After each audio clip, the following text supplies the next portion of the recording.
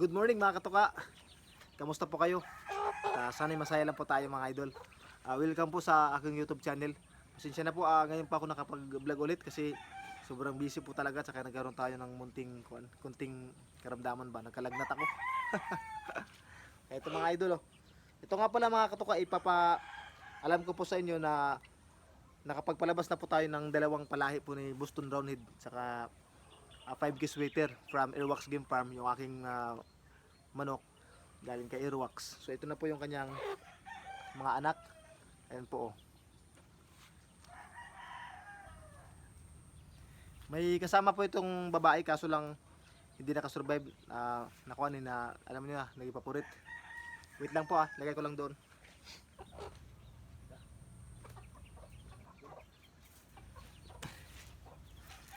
Ayan po mga katuka, pasensya na po kayo, medyo mahirap magsalita ngayon kasi yung aking dila ay nagkaroon ng sugat sa ilalim eh. Nakagat ko kasi. Kaya ito parang parang pilipit yung dila. Pasensya na po So mag-vlog lang ako ngayon para maka-update po sa inyo. Dahil ilang araw po kung hindi pa naka-vlog, ang dami ko ng utang eh. So ngayon mga katuka, unang-una sa lahat, maraming salamat po sa lahat ng nanood ng mga episode doon sa World Game Palo Expo noong nagdaang January 17, 18 and 19. So nagpunta po ako doon dahil in-invite po ako ng Team Excellence. So maraming salamat po sa Team Excellence. At syempre mga idol, hindi po ako makakapunta doon kung wala kayo. Kaya utang ko po yung lahat nito para po sa inyo. Dahil kayo po yung nagpakilala sa akin. So salamat po sa mga naniniwala sa akin. Salamat po sa mga patuloy na tumatangkilik ng mga videos ko. Kaya ito ngayon mga katuka, update lang po itong video na to para sa mga manok ko dito sa Manukan. Ayan yung iba. At puntahan din natin yung mga naka-cord at yung naka-breed, yung naglilimlim. Pero unahin muna natin dito since nandito na yung mga naka-free range ko. Itong dalawang to mga idol na nandito sa 3x3, ito po yung sweater Boston. Bali yung nanay nito sweater 5K, ang tatay naman two-way cross, yung Boston sweater from Airwax. Ito yung dalawa na 5K sweaters. Ito yung apat dati mga idol, yung dalawa nandun na sa cording area, pupunta natin ngayon. Itong dalawang to nakawala yung isa eh. Ano, mayroon na siyang short cord para masanay siya. Yung isa naman hindi ko pa nahuli kasi masyadong mailap. Kaya itong dalawang nakalaya. Andito yung dalawa, tara, punta natin dito sa cording area. Sakit ng dila ko.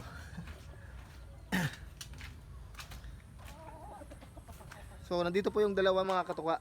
Nandito tayo ngayon sa maliit na boarding area. Medyo masukal na kasi hindi pa ako nakapag mower. Babalikan natin yung kanawayan, babalikan natin mamaya. Oo, tira ka. So nandito yung dalawa mga idol oh. Ito yung isa, ando naman po yung isa.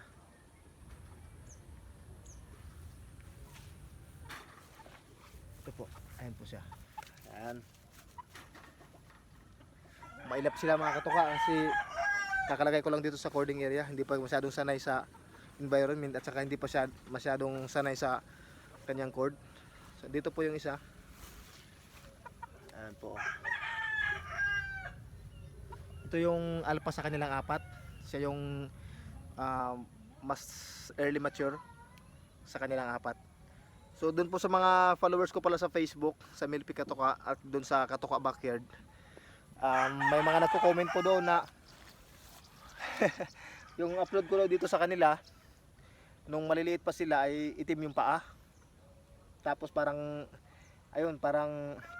niloloko ko lang daw yung mga followers dahil bakit daw naging itim. So hindi po yun itim mga idol, gawa ng dahil naka free range po sila, kung saan saan na lang sila pupunta.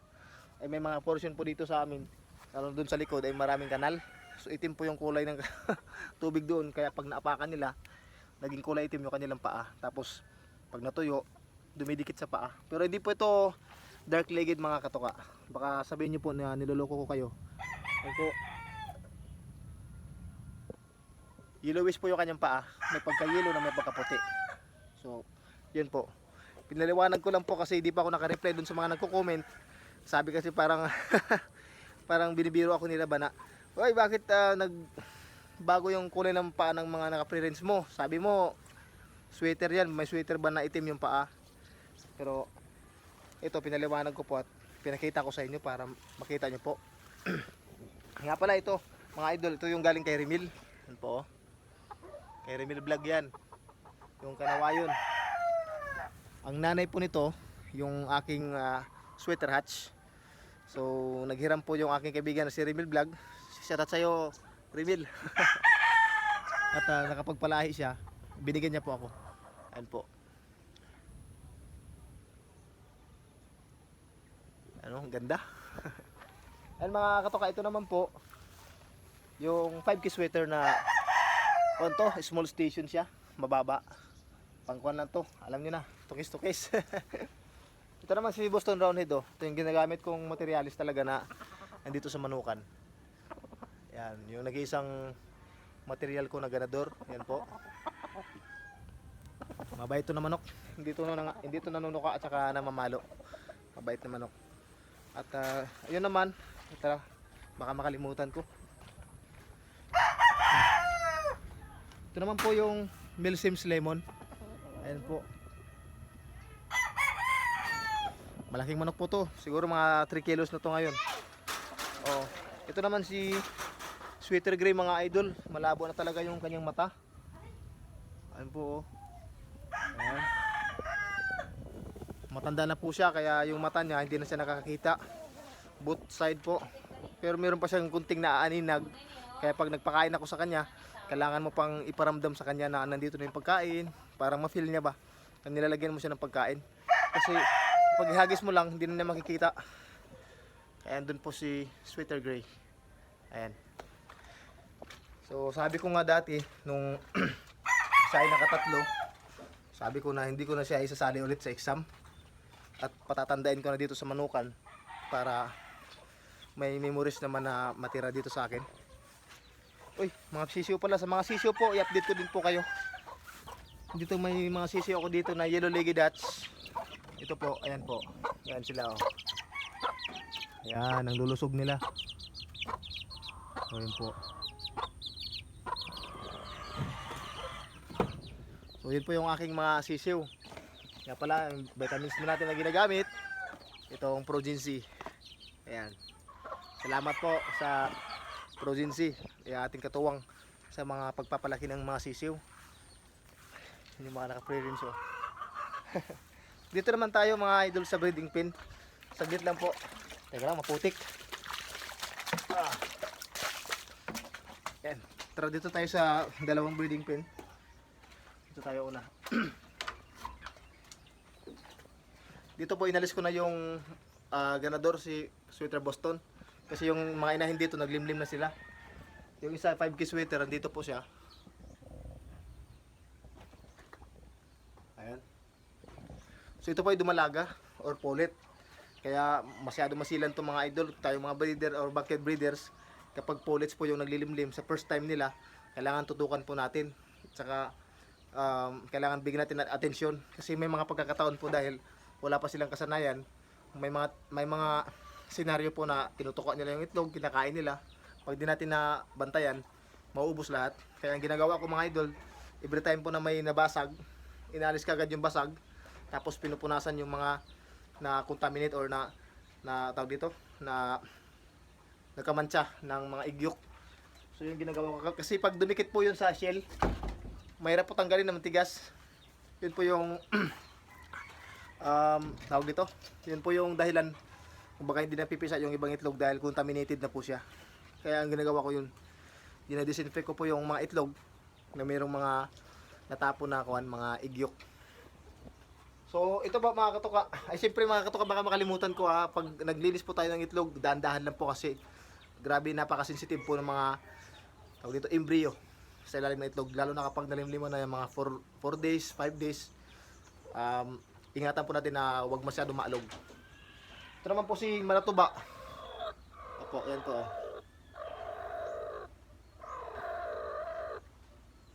Yan si Manatuba. Tig 10 pirasong itlog po sila. So tara mga katuka, yun lang po yung update sa mga manok ko dito sa munting backyard. At saka pasensya na po kayo sa abala na aking ginagawa. Pasensya na sa pag-ukol po ng oras. Maraming salamat po sa inyo. Sobrang napaka-bless ko po na nandyan po kayo palagi na nakasubaybay ng mga vlog ko. Mula nung ako yung nag-umpisa pa hanggang ngayon. Salamat po ng marami. Walang sukat ng pasasalamat ko.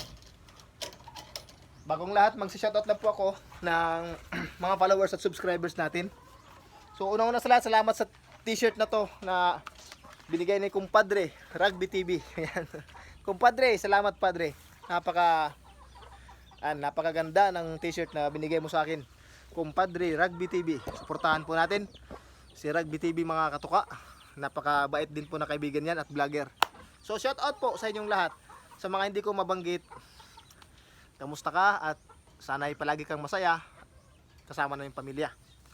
And mga idol, shoutout po kay Mark Pipito, ang may-ari po ng mini farm ng Righteous GF ng Calawag, Quezon Province. Shoutout po sa iyo dyan.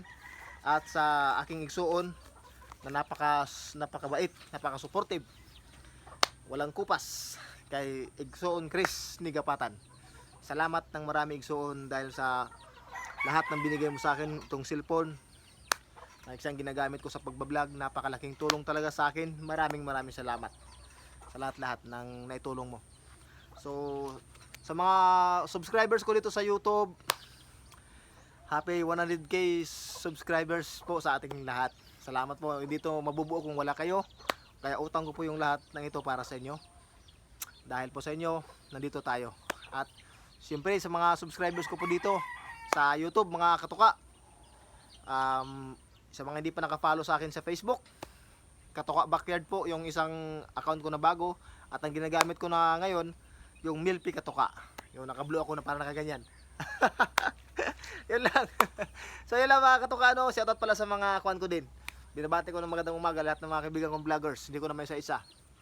Basta ingat kayo palagi, tuloy sa content. God bless. Sa mga gusto mag-umpisa mag-vlog, mag-umpisa ka na habang maaga pa. Hindi pa uli ang lahat. Andito lang kami.